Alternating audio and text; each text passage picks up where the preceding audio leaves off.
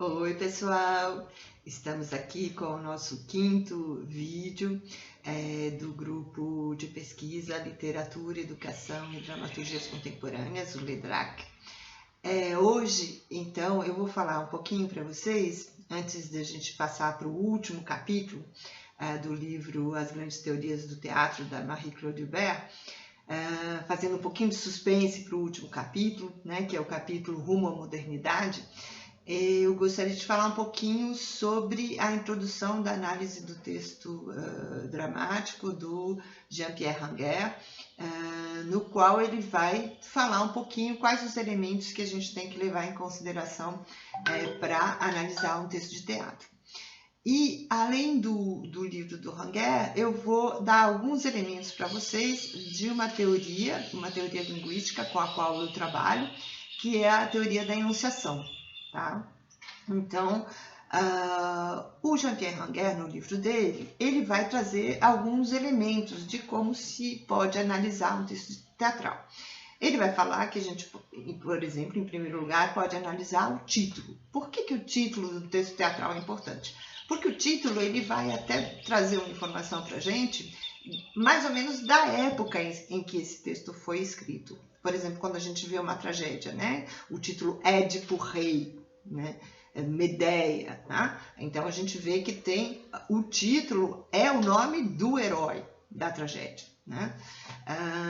E a gente vai por aí, né, dentro daquele panorama que a gente tem visto, que os títulos vão mudando em função dessas mudanças das obras também, né? A estrutura composicional, né? A gente volta para o Bakhtin, né? Que é no texto Gêneros do Discurso, do Bakhtin, ele vai trazer, né, aqueles três elementos que a gente vai analisar num texto, né? A temática, né, qual é a história, a estrutura composicional e o estilo, né? Então, como é que essa peça é composta? Ela é composta por atos, por quadros, ou ela não tem nenhuma divisão, né? No teatro contemporâneo a gente vai ver isso, tem peças que não tem nenhuma divisão, nem por atos, nem por quadros, nenhuma, né? É um bloco contínuo, muitas vezes é um bloco contínuo de um monólogo, né? Quem viu a nossa apresentação do Na Classe em Cena do texto Retour sur Terre, né, Retorno à Terra, do Gustave Acapot, viu que, né, não tinha nome de personagem, não tinha cena, não tinha indicação cênica, não tinha nada. Então, é um tipo de organização textual, né? Então, como é que esse texto é organizado?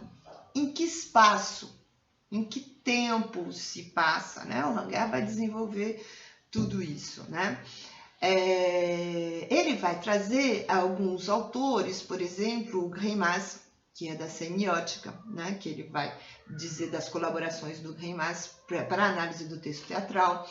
Ele vai falar do Goffman, que é um sociólogo, né? que é muito usado nas teorias da análise da conversação, então ele vai trazer o Goffman. Então, qual é o aporte que a linguística pode nos trazer para ajudar na análise do texto teatral? É múltiplo, nas várias áreas, nas várias linhas da linguística, a gente pode ver que isso vai acontecer de várias maneiras, né? O que eu adoto, né? Qual é a teoria que eu adoto? A teoria que eu adoto é a teoria da enunciação, né? Que é uma perspectiva discursiva que vai ter como base dois autores principais, né? Dentro das pesquisas que eu tenho realizado, que é o Bakhtin, né? O Mikhail Bakhtin, e o Benveniste, o Émile Benveniste.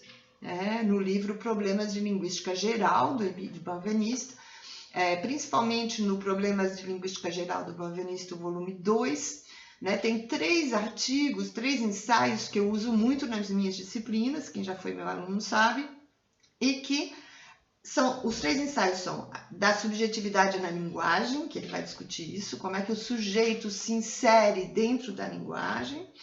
Tem um capítulo sobre as relações de tempo, né? A relação temporal dos verbos, né? Porque aí a gente está na linguística, né? E dos pronomes, né? Por que eu escolho esses 3 ensaios, né? O que a teoria da enunciação vai afirmar? Que todo o discurso ele é ancorado num momento e num lugar, Então, a gente pensa no tempo também do teatro, né? Vamos tentando fazer as relações. E todo o discurso, o meu discurso, no aqui e agora, ele está ancorado num tempo, que é 2020, Brasília, coronavírus, toda a situação política que a gente está vivendo, quer dizer, tudo isso influencia no meu discurso, eu, Glória, e na medida que eu tomo a primeira pessoa, né, eu me dirijo a um tu, que agora é uma câmera, porque eu estou vendo a câmera do computador, mas em última instância é vocês. Vocês, cada um de vocês é o meu tu, é o tu a quem eu me dirijo. Então, na medida em que eu tomo a palavra eu instauro um tu na minha conversação, né? Então, o Benveniste vai teorizar sobre isso, né? Essa relação eu-tu na situação de enunciação, né? Eu estou agora, estou em casa, fiquem em casa, né? Estou em casa, hoje, 15 de abril de 2020, né? Então, eu instauro um aqui agora na medida em que eu, como locutor, sujeito, eu tomo a palavra, né? Quais são as implicações disso no teatro, por exemplo? Né? Então, você tem um personagem, que é um eu, mas você tem também a instância do ator, que também é um eu. Então, o que vai acontecer no teatro vai ser uma múltipla enunciação. Existe uma situação de enunciação, de um aqui e agora da cena, né? No teatro, em tal dia, em que vai acontecer tal representação, em que um ator toma a palavra em um personagem e diz eu. Olha como é complexa essa relação. Quando um ator, na pele de um personagem, diz eu. E ele instaura um tu, que é o parceiro dele de cena, mas é o personagem com o qual ele está interagindo. Instaura o tu, que é a plateia. Muitas vezes no teatro contemporâneo a gente vai ver o eu, ator, personagem, interpelando o tu, plateia, e instaurando muitas vezes com a plateia um tu, personagem também, porque eu interajo com ele. Então vejam como esse jogo da teoria da enunciação, ele pode ajudar a gente, né, a analisar, né, o texto teatral. Então, um fenômeno que vai acontecer no teatro contemporâneo, que a gente vai ver, né, e já tem visto com a epicização, né, a gente falou um pouquinho do épico no último vídeo, em que o autor conta uma história. Então, ele se instaura um pouco como um narrador, né? E ele vai usar, por exemplo, o tempo passado. Ele não vai mais usar o presente da cena, porque no teatro, como é uma imitação, a gente viu, né? Mimesis, então, durante muito tempo, houve a intenção de se criar uma ilusão de que aquilo estava acontecendo nesse momento. Então, a tendência dos verbos no presente. Então, vejam como vai ser importante a gente analisar, a partir da teoria da enunciação, um texto dramático. Como é que se instaura essa relação eu-tu num texto? Como é que essa relação se instaura num tempo e num espaço precisos? Será que esse personagem usa tempos verbais no passado? Então, a gente vai ver como no teatro moderno, né, começou a haver o que o Sarrazaki vai chamar do rapsodo, né? O teatro começa a contar histórias e não apenas a viver pela ação as histórias, né? Então é importante que a gente leve em conta isso, que a gente a teoria, quais elementos da teoria da enunciação podem nos auxiliar no estudo do texto teatral, né? A semiótica traz muitas colaborações. A gente vai ver que alguns autores, como Patrice Parry, a Emil Bersfeld, eles vão usar elementos da semiótica para a análise, né, do texto teatral. Com o sistema actancial, né? O Ranguer vai falar disso, do sistema actancial, que é um sistema de forças, né, que vão acontecer dentro de uma peça de teatro. Então, o importante vai ser, para cada um que for analisar suas peças, os seus textos teatrais, a gente sempre tem que fazer escolhas teóricas, né? A gente faz uma escolha teórica que a gente procura com que cada autor teórico sobre o qual a gente vai trabalhar, a gente tenta que eles tenham uma coerência entre eles, né? Então, o que eu sugiro geralmente, para onde as minhas leituras me levam, né? Elas me levam para a teoria da enunciação, ou seja, o texto ancorado politicamente e ideologicamente, no aqui e agora. Então, a gente vai ver que, por exemplo, um outro autor como o Rubini, que também escreveu grandes teorias do teatro, da mesma forma que a Hubert, ele vai trazer quais eram os contextos políticos de cada uma das grandes fases, né? Isso a Hubert não traz, né? A descrição dela do panorama histórico é muito mais profunda do que do Rubini, mas o Rubini vai trazer o porquê que o drama burguês foi importante justamente quando a classe social da burguesia estava se desenvolvendo. Então, quais são esses elementos ideológicos que vão estar presentes também em cada fase?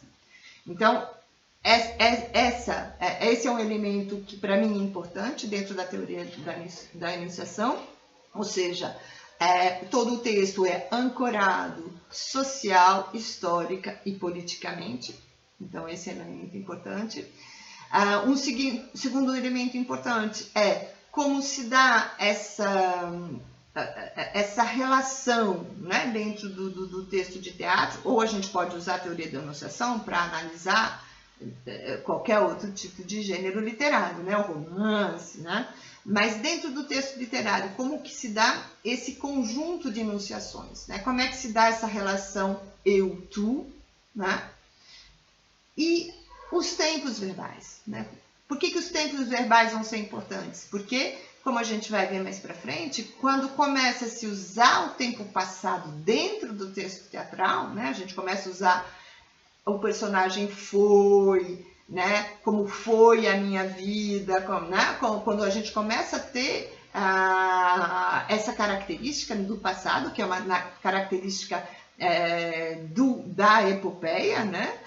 De contar uma história, de ter um narrador que conta uma história, como isso vai ser importante, né? Dentro das correntes do teatro contemporâneo, né? Cada um vai ver que tipo de teoria linguística cabe ou não cabe na sua análise, mas eu acho interessante, para quem se interessa pela teoria da enunciação, de reler um pouquinho Bakhtin, de dar uma olhadinha no Émile Benveniste, né? O que eles trazem como elementos, né?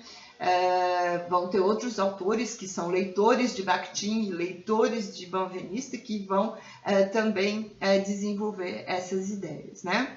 Eu espero que tenha ficado claro esse início, né, do trabalho da teoria da enunciação. Se vocês tiverem dúvidas, vocês podem me perguntar.